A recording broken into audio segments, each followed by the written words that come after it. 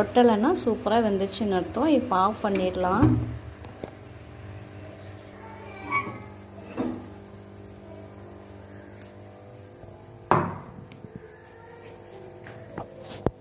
ஆறட்டும். அதுக்கப்புறம் நம்ம கேக் கட் பண்ணுற மாதிரி பீஸாக கட் பண்ணி எடுத்துக்கலாம். சூப்பராக வெந்துருச்சு. ஆறினோடனே கட் பண்ணிக்கலாம். நல்லா ஆறிடுச்சு. இப்போ கத்தி வச்சு இந்த ஓரத்தையெல்லாம் நம்ம ரவுண்டாக எடுத்துக்கலாம். இந்த மாதிரி சுற்றி ரவுண்டாக எடுத்து விட்டுட்டு நம்ம ஒரு பிளேட்டை வச்சு கமத்திடலாம்.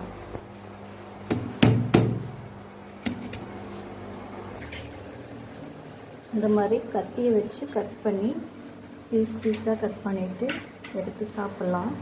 சூப்பர் டேஸ்ட்டாக இருக்கும். குழந்தைங்களுக்கு ரொம்ப ஹெல்த்தியான ஃபுட் இது. நீங்களும் ட்ரை பண்ணி பாருங்கள்.